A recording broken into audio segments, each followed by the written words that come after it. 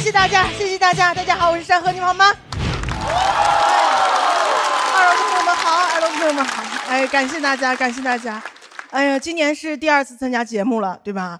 刚刚上台前，大家都说他们很紧张，我说我也紧张。他们说你紧张啥？观众喜欢你，你站台上一笑，一个酒窝就10票。那我总不能站在台上说我是大家好，我是山河，话不多说，都在酒窝里了，投票。但今天想跟大家聊聊心里话，真的，因为我真的是在这个舞台上的我才是最开心的。其实私下的我真的不容易开心，因为我从小到大，我爸就教育我说，开心的前提是优秀啊，在我们家考得好开心行，表现得好开心行，什么都没干开心死刑。你还敢买玩具买零食立即执行。因为我爸是个警察嘛，你别说提供情绪价值了，他擅长没收你的情绪价值。因为我小时候我最开心的时候就是每周6晚上看《快乐大本营》，那是我最开心的时候。但是在我们家，你看可以，不能笑，容易把我爸招来。爱笑的女孩运气不会好。有时候看得正开心，笑得正开心，站在你旁边，突然站在你旁边，马上期末考试，不要高兴太早。我不知道高兴太早会有什么恶劣的后果吗？那些犯罪分子不会是因为太开心被抓的吧？黑帮老大跟小弟说：“你去把那个人做掉。”小弟说：“做人吗？最重要的就是开心了。”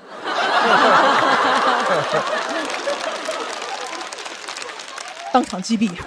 我爸就老是这样，他就总觉得很多事是不值得开心的啊。你像我去年其实节目上有一段还上过热搜啊，倒不是咱们理解的那种，你打开微博最上面几行不是，是你点开右下角更多热搜，一直往下滑，第48位能看到我当时特别激动，就你知道我当时真的很激动，我第一次上热搜，我 WiFi 都断了，我说姐有流量了现在。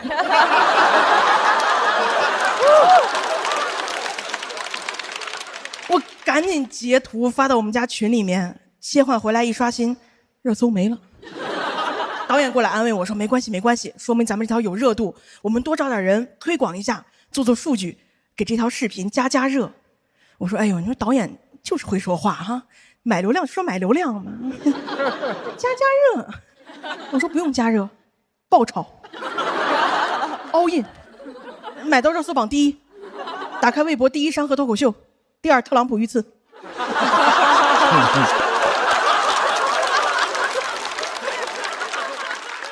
所有人打开微博都懵了，说这个人是谁呀？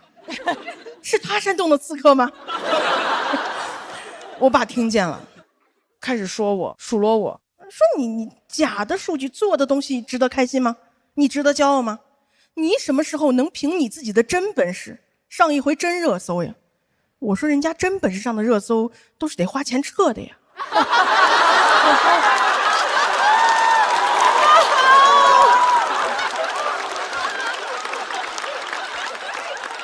但你别看我现在在反击，在吐槽，对吧？但这是段子，我真的是在写这个段子的时候，我才意识到，我就是下意识不允许自己开心。我段子写不好就不允许开心，我比赛比不好我就不能放松，我就特别容易焦虑，一焦虑就不来月经。一比赛就不来月经，我去年走到总决赛几个月，我以为我怀上了，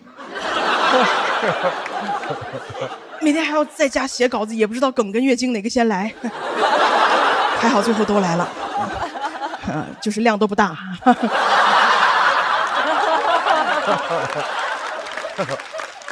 所以我现在觉得啊，让自己开心是一种能力，对吧？就是应该让自己开心，尤其是压力越大的时候，就越哄着自己开心。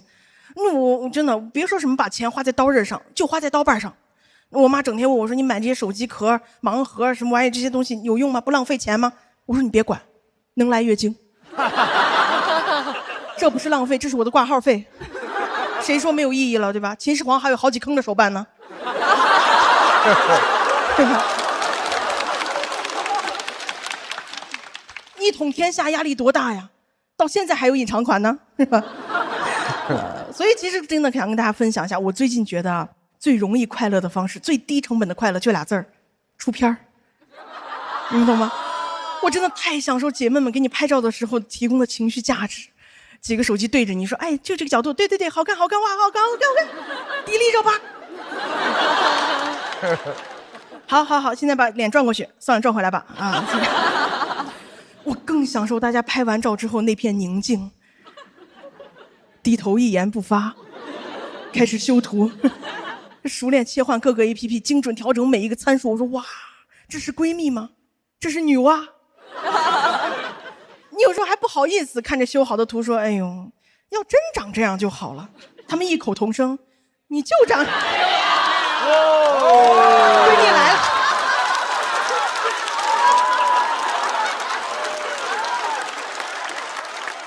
我太快乐了。但是我这2天发现，就算是这样最低成本的快乐，最容易的快乐方式，一直在被批判。很多人不喜欢爱出片的女生，说出来玩啊就是应该享受风景，只知道拍片不行啊，不要让出片文化毁了你的假期。笑死，我不是为了出片我都不出来。对吧？我的假期是出片毁的吗？我假期是没出来片毁的。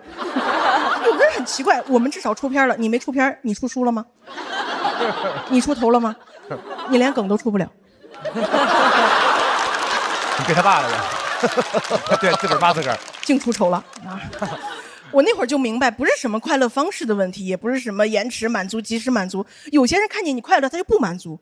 有的人说的很严重，说你们拍照片、修图发到网上，不就是为了被关注、被认可、被夸吗？对呀。对呀。谁活在世界上不是为了被关注、被认可、被夸呢？对呀。对吧？我也没见过谁一夜爆火之后视频下架、账号注销、归隐田园。如果有，就是查到啥了。陶渊明也是被迫归隐啊。陶渊明喜欢归隐吗？他写那么多诗是留给自己看的吗？你要说陶渊明喜欢归隐，我就说勾践爱长苦短。真正喜欢归隐的是张博洋啊。陶渊明的诗是死后200年才流传千古，才被大家知道的。我觉得如果他早点被关注、被夸、被认可，他会更开心。他都不叫归隐，就叫转型。东晋李子柒，一句采菊东篱下，悠然见南山，直接爆火上综艺，种地吧明明。所以我觉得啊，可能我很难让自己更优秀，但是我想让自己更快乐。谢谢大家，我是山河，谢谢你们。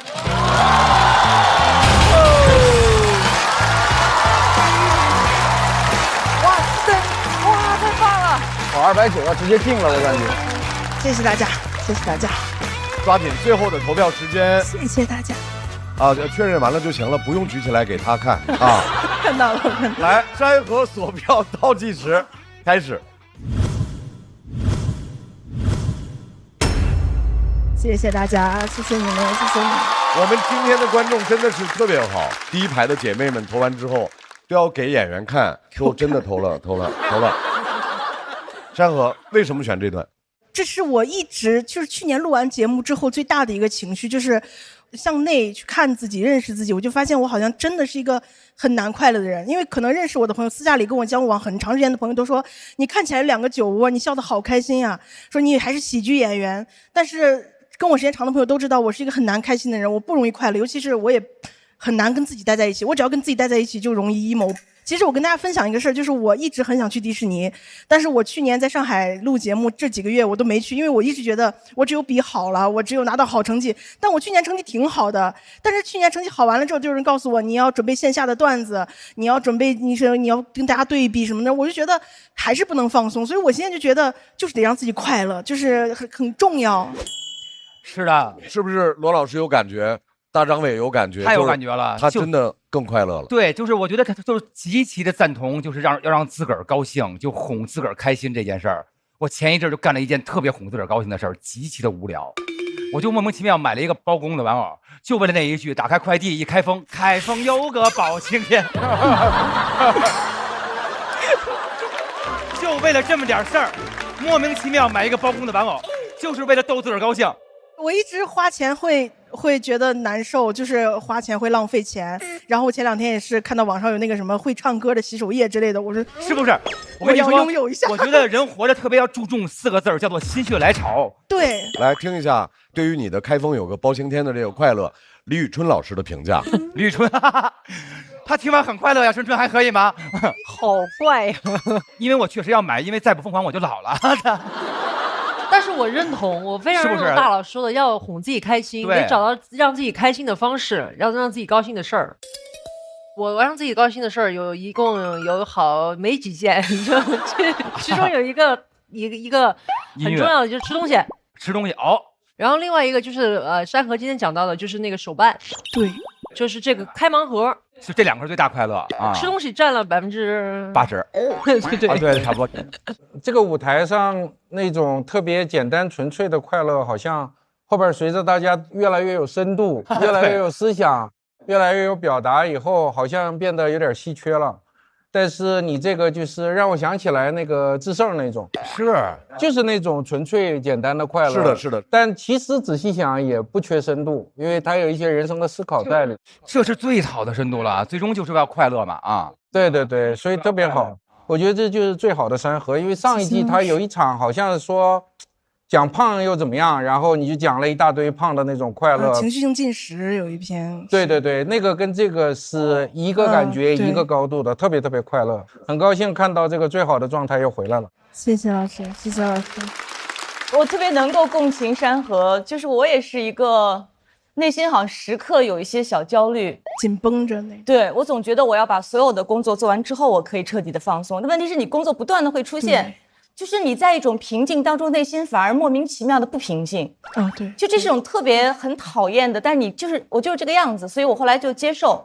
就是我们演出时间久了，都是晚上8、9点。有一次没有演出的时候，8、9点我没事的时候，我就开始说，我这会儿应该干什么？我不知道我该干什么，我好像你去看演出啊？对，就是可能想要去剧场了，就那种感觉。我觉得无所事事是一种美德。我可以无所事事，但是你真的，如果你特别享受、特怡然自得，这是个特别好的一个状态。这个我真的很希望跟大家说，也是跟张哥说，这个叫无条件快乐，对吧？就是说你不能等你有钱了，然后你赢了，然后你超过别人、超过自己，你才快乐。那你得什么时候才能快乐呢？是的，就没有条件，我自己让我高兴，此时此刻我就快乐了。希望我们永远快乐，好吧？谢谢老师们，谢谢大家，谢谢你们。山河真的讲了脱口秀之后变得更快乐、更自信了。山河其实是一个非常非常焦虑、非常非常拧巴的人。脱口秀把山河重新养了一遍。山河的亲和力太恐怖了，就是他是一个开场演员啊，观众会把投票器举到他的酒窝前面，说给他投票了。我从来没在这个场上见到过观众会异口同声的补齐他将要说的一句话。你就长，闺蜜来了。我也非常好奇，校友团的4盏灯都亮了，1排的姐妹把投票器都杵在眼前了。那么山河的表演结束之后，她能不能直接晋级呢？这290不过吗？山河到底得票数多少？请看。你觉得能进？290。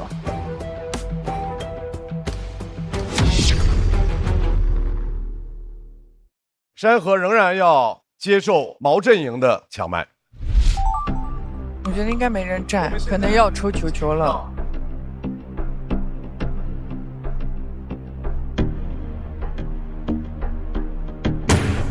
没有人主动抢，没关系，我们节目怎么可能容忍没有人抢呢？我们还有非常精妙的设置，叫做有缘箱，看一看山河能抽出来的有缘人是。山河还是老规则，什么都不要看，就是抽。来，山河。不要火锅吧？可以。好，来了，就这个吧。谁呀？火锅。火锅来了。没事儿，没事，火锅加油，加油！下一位要和山河1对1的这位演员，以前是一名云南的警察，上次和我们聊了他的新警察故事，今天要和我们继续聊聊他的云南故事。掌声欢迎火锅！第二说的好，这样超高了。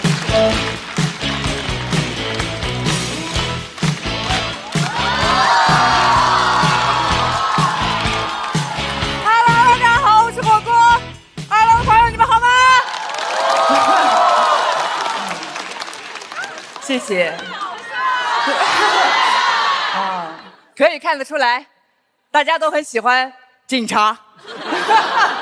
啊，今天呢，就是想和大家聊一聊我披荆斩棘的成长经历。我小时候呢，其实做过留守儿童，和动物一起生活。我的老家嘞，在西双版纳旁边的一个小山村里，有多小呢？那会儿，我们村都没有名字，所有人都叫我们村哪的，翻译过来就是那里，那里。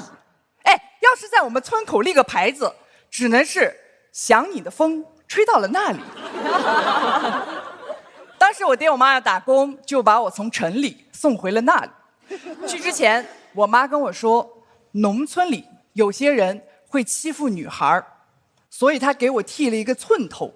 她说，要是别人问起来，你就说你是男的。那个时候呢，我住在我爷爷家啊，我爷爷家里养着猴子、孔雀、斑鸠和猫头鹰，都是我爷爷救助的。我爷爷迪士尼在逃公主。结果我半夜去院子里的茅坑上厕所，我们家那个猫头鹰本来是背对着我，突然就180度旋转它的脑袋来看着我，眼睛还发着光。然后他开口了，驾！那天我才知道，女人也可以站着上厕所。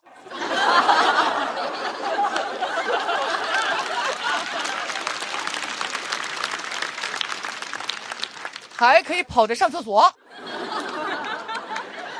城里来的留守儿童没得什么朋友啊，我就去逗家里的猴子。我看着猴子，猴子看着我，下一秒就反手给我一拳，我的额头直接流下一股血。哎，现在这道疤还看得到，前排的朋友应该可以大概看到一点。啊，就是猴子干的。哎，你们看，我额头上又有疤，我们家又有猫头鹰。云南有自己的哈利波特。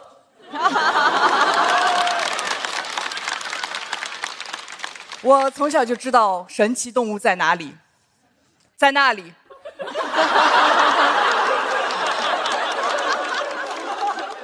我妈是村子里唯一的大学生，那会儿我们村的女孩都没法读书，我妈通过改变自己的命运，也改变了我的，所以她坚持让我上学。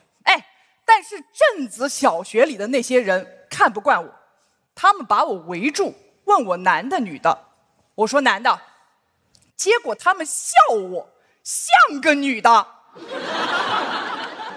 是变态，用这个理由把我打了一顿。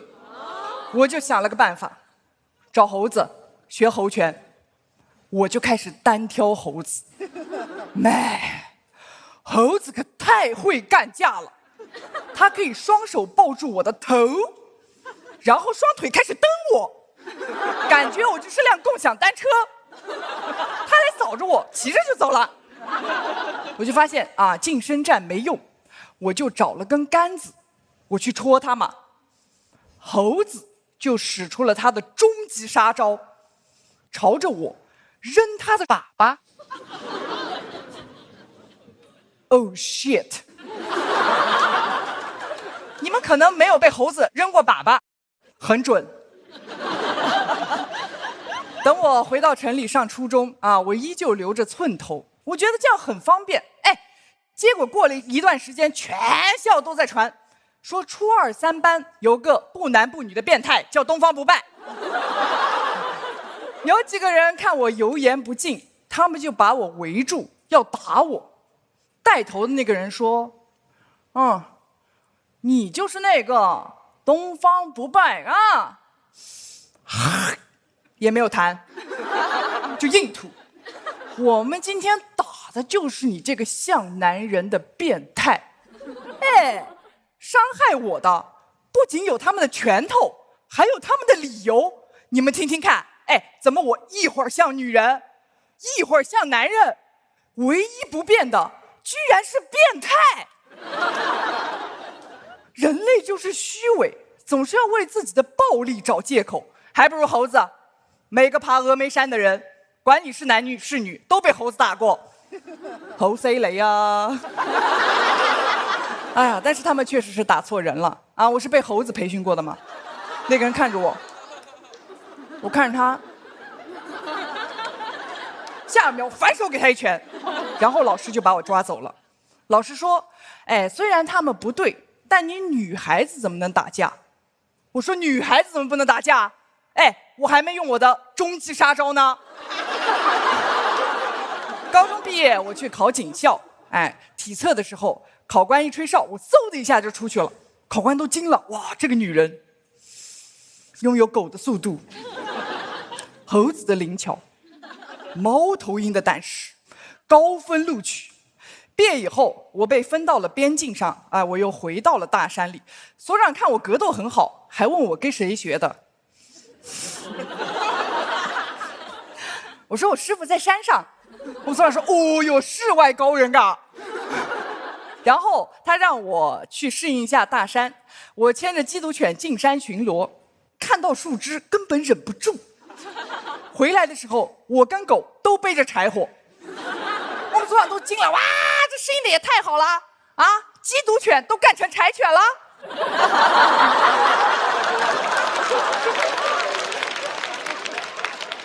确实适应的不错啊。虽然生活一直很艰难、披荆斩棘的，但山野给了我旺盛的生命力，让我可以保护自己，也可以保护别人了。谢谢大家，我是火锅。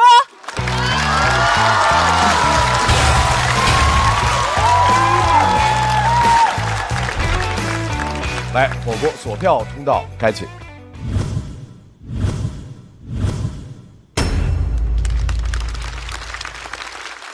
火锅想请教一下，为什么这次选这个内容？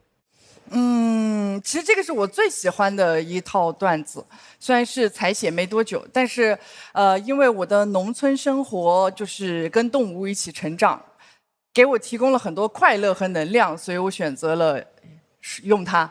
这个故事本身我觉得挺生动有趣的，然后也挺特别的，所以故事本身是很吸引我听的。但是我拍的时候稍稍有点犹豫，我不知道是不是因为火锅他今天一上来可能顶得有点满，我感觉所以反而到后面的时候我感觉有点往下走，就是那个现场的这个氛围。我拍了是因为我觉得它有特别可贵的，我特别喜欢的一点，当然它需要改进的地方也特别明显。我先说需要改进的地方吧。他讲的其实完全是个个人专场的一个量，因为你讲的是一个女孩，其实是从小到大到现在基本是一生，但是你要把它在几分钟之内完全讲完的话，你只能够说是面面俱到，所以从一个点到另外一个点，要不然来不及。但它的可贵在于它的那种活力，是，然后现场巨大的亲和力和魅力。但是有一点就是，你说是新人嘛，如果是资历很深就很有经验的演员，他在台上的感觉应该是两种，就是我的情绪很顶，但我又很松弛。但我明明站在那儿的话，就只要我情绪一顶的话，整个人节奏什么都会顶上去，好像显得有一点紧。这才需要改进的地方。但是内容我太独特了。是。我好奇，就是你现在身份是不是还能够多讲脱口秀，还是你已经可以？我现在已经辞职了。是为了脱口秀辞职的吗？不是，是因为其实我工作在边境上10多年了，然后看不出来。就我其实工作10多年了，然后一直都没法怎么回家。现在父母年纪也大了，我想回家多照顾照顾他们。啊，那是应该的啊。所以就辞职了。没关系，可以找我报警，我告诉我同事就行。那是准备全职做脱口秀吗？是。哦，那太好了，都是特别独特的，无论是警察的经历，谢谢，还是童年成长的经历，可能火锅未来是你在脱口秀这条路上无穷无尽的素材。再次把掌声送给火锅。然后同时，我们也要请山河回到台上。没了，没事。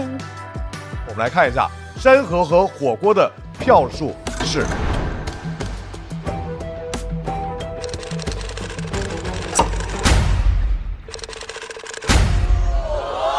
你看山河差1分290。